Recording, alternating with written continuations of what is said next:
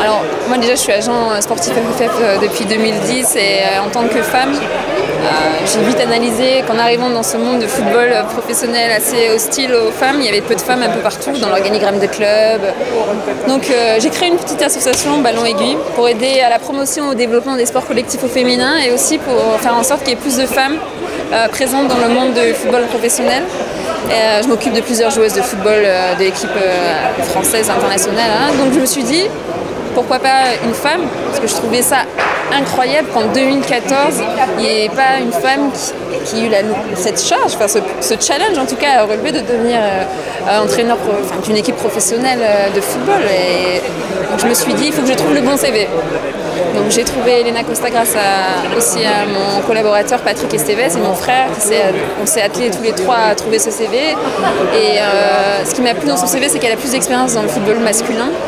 Ensuite, je me suis dit que je voulais présenter ce projet à mon club, le Clermont Foot, à ma ville. Donc j'ai contacté M. Michi et simplement je lui ai envoyé un mail en lui proposant ce projet et il m'a appelé 2 jours plus tard et il m'a dit je pense que cette idée est loin d'être saugrenue. Donc déjà c'était une victoire pour moi. Et finalement, vous voyez, il a sauté le pas et il a fait en sorte que mon idée devienne concrète et je trouve ça incroyable. Et je ne le remercierai jamais assez. Et Elena et moi, aujourd'hui, ce qui se passe, c'est magique. On est très contentes, toutes les deux.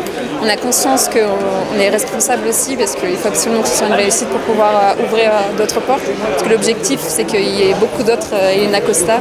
Enfin, surprise, oui, parce que je m'attendais à un engouement, mais un tel engouement au niveau international, non. Donc du coup, c'est une belle surprise. Il y a deux côtés. C'est une belle surprise, mais en même temps, on est en 2014 et que ce soit un tel événement, je trouve ça honteux également. Donc il y a deux choses. Je suis assez partagée dans mes sentiments. J'aimerais qu'un jour cet événement devienne banal en fait. Elle souhaite vraiment qu'on se concentre sur le fait que ce soit un entraîneur comme les autres, elle a le diplôme comme les autres entraîneurs.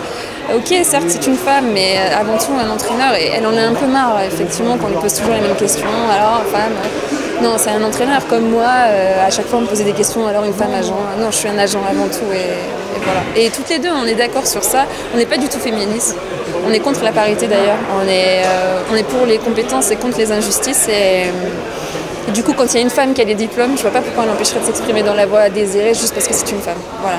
Mais les joueurs, vous savez, on a été surprise juste par rapport à ça, c'est que finalement les gens et les réactions étaient quand même très positives. Dans l'ensemble, il y a eu beaucoup plus de positifs que de négatifs. Donc pour ça on est très contents.